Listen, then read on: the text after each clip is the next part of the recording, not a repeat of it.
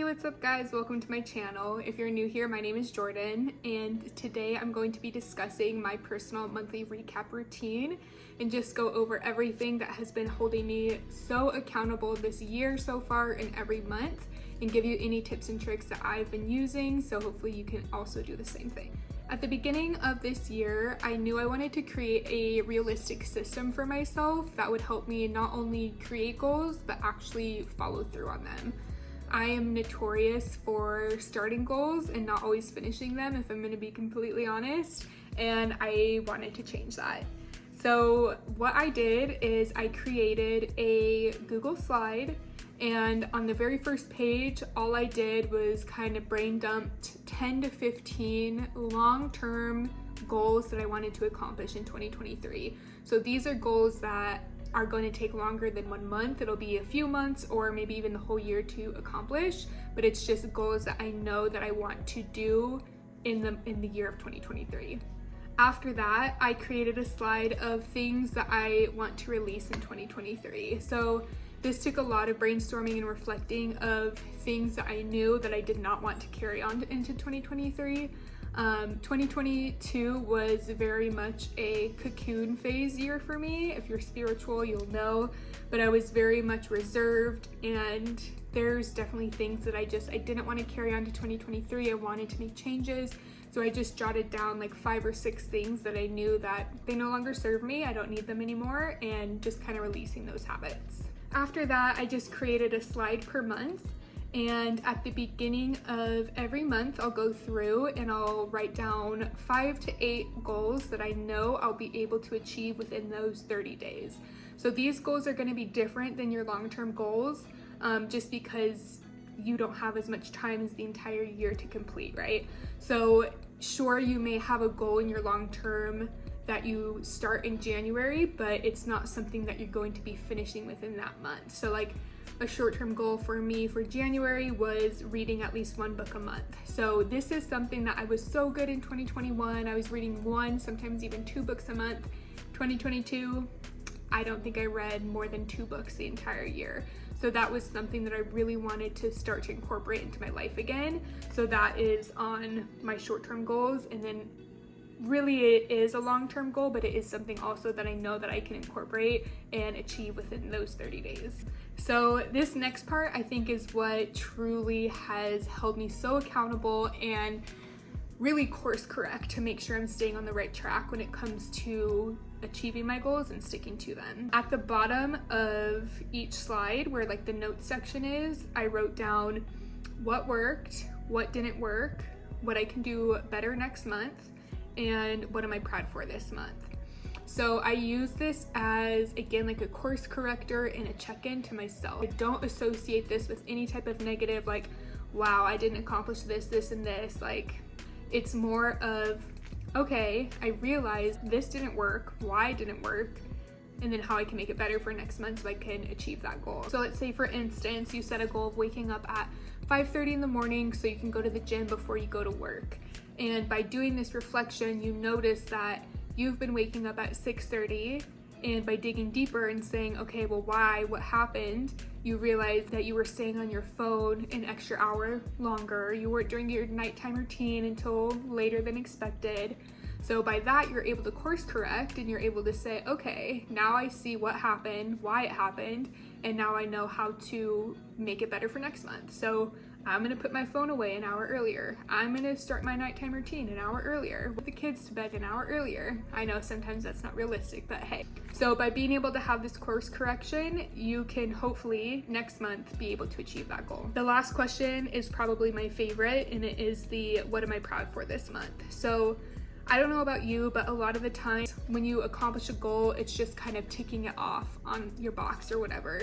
And with this, you're able to fully reflect on that month and be like, wow, I've done this, this, and this, even if it wasn't one of your goals and it's just something else that you're super proud of for doing or accomplishing that month.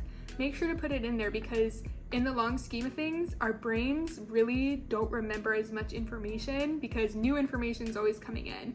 So by having this information, by writing it down, you know, we're halfway through the year right now, and I'm looking at things that I did in February, January, March, whatever, and I'm like, wow, like I forgot I did that, and I'm so proud of myself for doing that. So that one, it really is just, it's nice to bring in that positive, like, okay, like things are going good, I am doing okay, I have accomplished whatever this year that I wanted to, so it's just a really good reminder. So one of the last slides that I have is the recap of 2023, and for this one I plan of just kind of writing out like what I accomplished, how many of like the long-term goals I accomplished that I had set out for myself in the beginning of the year, things I'm proud of, things that I may want to carry on to the next year, everything like that. So just an overall yearly recap and how everything went. The last thing I'm going to mention about this whole goal setting kind of monthly reset routine or schedule that I have is I started this in 2020, and I kind of see myself having 2 years within the year. Let me explain. So we have January through December, and it's everything I just went over. And when I'm doing goals for that year, it's typically personal business goals, finance goals, moving, because that's what I'm trying to do right now, travel, just like things like that.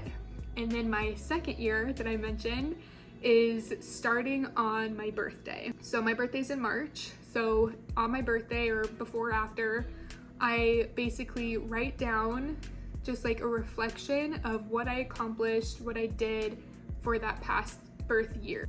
And after that, I write down any self-development goals that I have for myself to pick up for that following year. This has been such a beautiful thing for me. Again, I started in 2020, and basically I write it down on a Google Word doc, and then I'll just start a new page for my next birthday. So I'm able to reflect back and look at, wow, what was I going through in 2020, and see how much I've grown personally through like experiences and being able to handle situations differently now, things like that. So it's kind of, I focus my birthday as like, this is my year, so I'm gonna focus on self-development. And then of course, like I have my own other goals when it comes to career, finance, moving, travel, whatever it is. So that one I really love. I don't know if that makes sense to all of you, or if that's something that you want to implement, but if your birthday's coming up or you just had it, I would definitely recommend at least trying it for 1 year and see kind of how you do with it. Like I'm at the point now where when it comes to my birthday or like around my birthday, I get so excited because I'm like, okay, now I get to kind of reflect on how my year went personally and then set up these new self-development goals for myself. So you're either gonna love it or you're gonna hate it, but let me know.